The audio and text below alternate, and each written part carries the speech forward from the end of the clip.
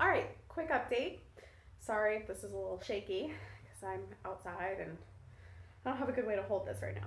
Anyway, so in the last 2 days, I have gone down almost 3 pounds.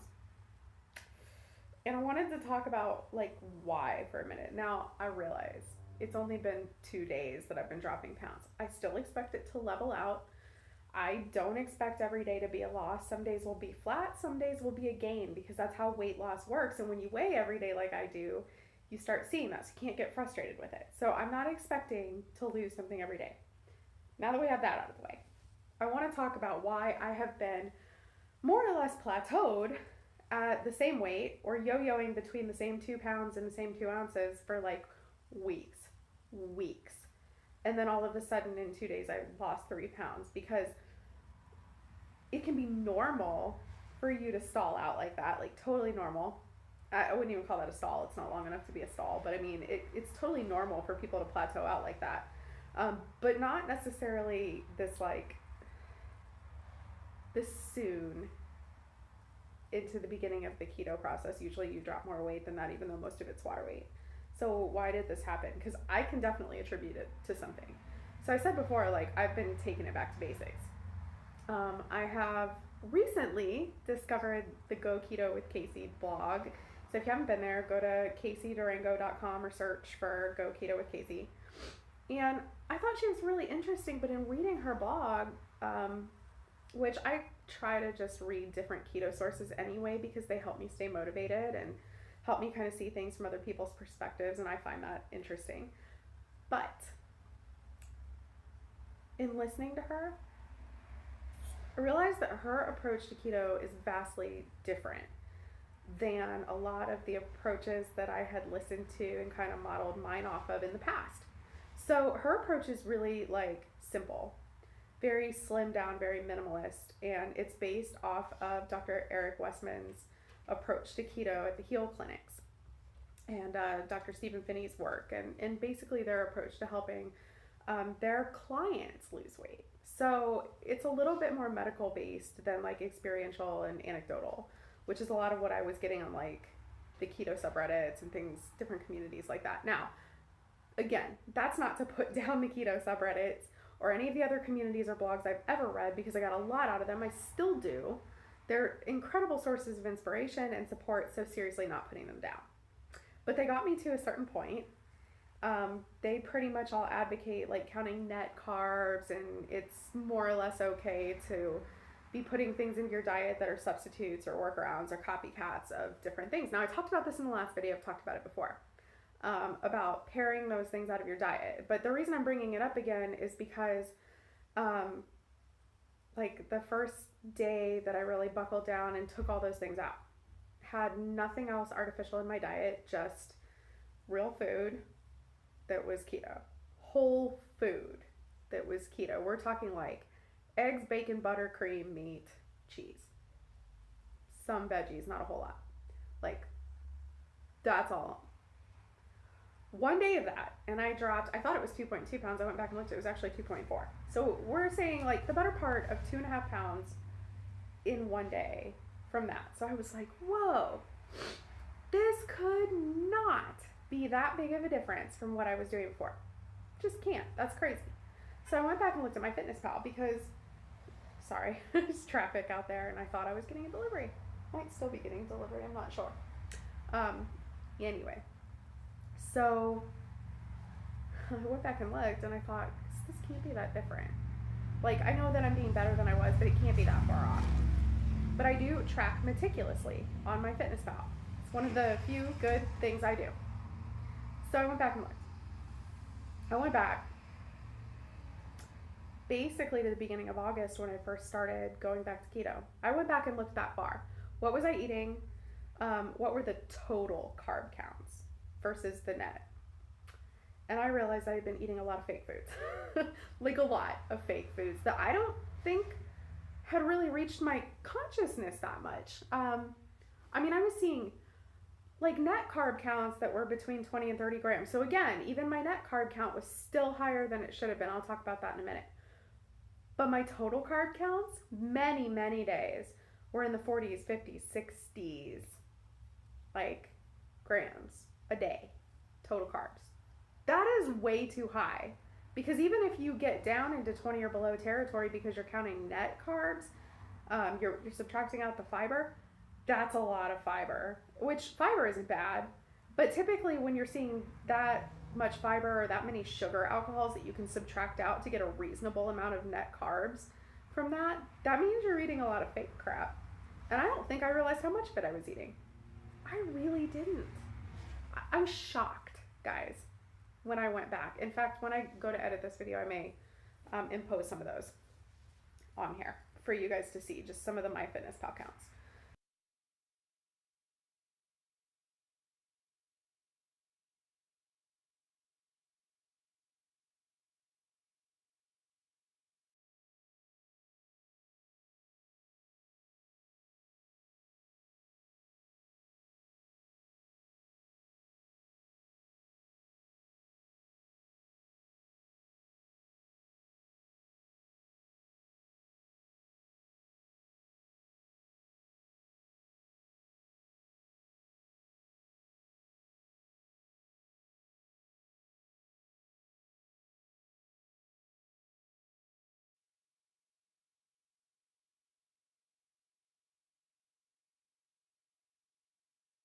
Um, but I guess my point is, maybe if you track, and if you don't track, maybe you should start for this reason.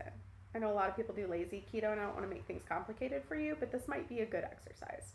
So I'm going to suggest it.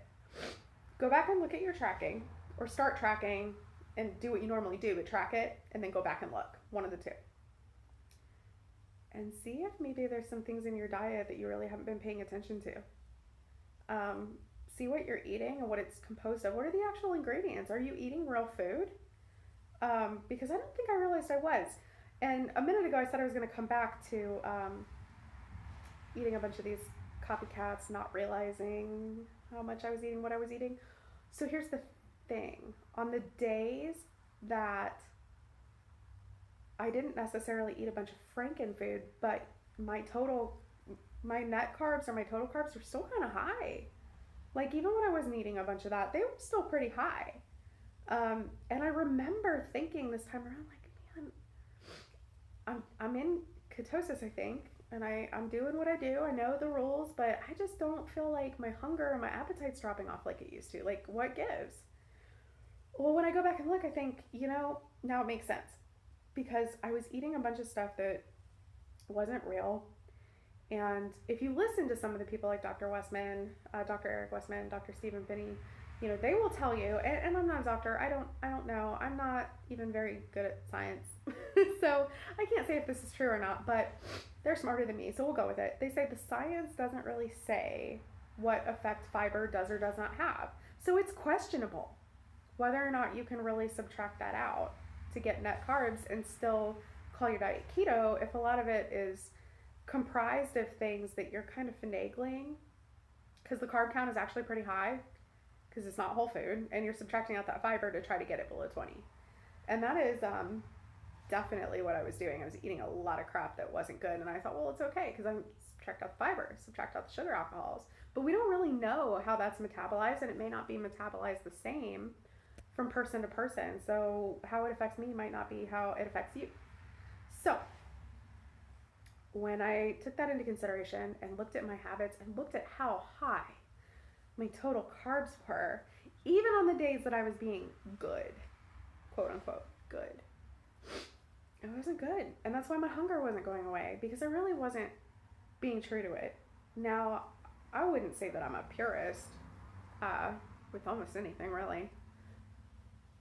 But with this, at least to get into like the groove of things and get it right and get to the point where your appetite is decreasing and you're letting keto and the state of ketosis do what it's meant to do.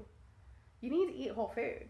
The frankenfoods aren't doing it, man, and this proved it. This proved it to me, that I was eating too much of it. I wasn't paying attention. I was kind of asleep at the wheel. I thought, I know how to do this. I've done it before. I got this. I did not have it, guys. I did not have it. But I'm doing way better now, and I see the difference, and I see why the difference is there. So part of this is just to document for me next time I think I know it all, and I know how to do it, or next time I reach a stall, to go back and look at what I've really been doing and pay attention. Don't be asleep at the wheel. Like, pay attention to what you're eating. Is it real food? Because I'll tell you, the last 3 or 4 days, I don't know, whatever, since I've decided to be more pure about this and eat whole food and this and that, my carbs have been basically like 11 total or below, because I've just been eating whole foods. I haven't really been focusing on veggies or anything. It's mostly been like bacon, eggs, cheese, and hamburger patties for the most part. Some scallops and shrimp in there. I had some mushrooms. I guess that's my veggies, sorta. It's fungus. Anyway, that's what I've been eating. So my carbs have basically been 11 or below. And I know, like, saying what I just ate, you're like, how did you even get to 11? So those, the last 2 days, it's because I have a weakness for Starbucks sous vide egg bites. And they're kind of carby, but they were the only thing with carbs at all I ate either of the days that I ate them. So that's why. Nothing else had carbs in it. Like, nothing. I think maybe the like tablespoon, half and half, that had like half carb. That's it. So anyway, point being, pare it down, keep it simple, pay attention, stay awake. Look at what you're doing, and don't just assume that you're doing it right because you think you know everything about the diet and you've been doing it. I mean, I haven't been steady on keto the last couple of years because, as we know, the whole point of this blog was I fell off the wagon once pretty hard and I don't want to do it again. But having said that, I'm one of those people that dives in with both feet. I go hard. I go 1,000%. If I'm into something, if I want to know something, I am the Google master. My Google fu is strong. Like, the first time I did keto, I read everything I could get my hands on, and I'm still reading about it. Even when I was off the wagon, I still, thought it was interesting. Always knew I'd go back to it at some point. So I've consistently been reading books and articles and research and studies and, forums and communities and blogs. So, like, I would say I'm pretty well versed. But the thing is, even if you are, you don't know everything. And even if you think that you know what you're supposed to be doing, are you really paying attention and doing it? Because I wasn't. So anyway, my point is to document this so I know to go back and challenge myself to look at what I'm doing, to continue to pay attention. But I'm also challenging you, anyone who's watching this, to pay attention to what you're doing and don't just assume you got it. Go and look. Check yourself. Challenge yourself. Make sure. So anyway, hopefully we'll help each other stay on track. Total carbs is the way to go, man. I wouldn't have thought so, but I think I'm a convert. It's working. So I'm hoping to see much bigger numbers down for September than I did for August. The total for August was a loss of 5.2 pounds for the month, which isn't bad. It's fine. But I know that I could have done better if I had just buckled down. Because again, the early days you tend to lose more. So I'm hoping to see a bigger loss in September, not because I think that I have to have big losses all the time, but because I know that I've got a long way to go, I've got a lot to lose, and I want to see the validation that I'm on the right track and I am staying committed and faithful to it and paying attention. So we'll see how it goes. Be a little experiment, a little bit of challenge. So if anyone wants to join me on that, that would be great. Hoping to, at the very least, reach 180 by the end of September. As of this morning, I am at 187.8, so that should be more than doable. And when I hit 180, I'm going to do a giveaway for the whole 5 people that might, care. I don't know. We'll see. Anyway, that's it. Much ado about a little bit. I hope that you all are having a wonderful week, and I will see you later.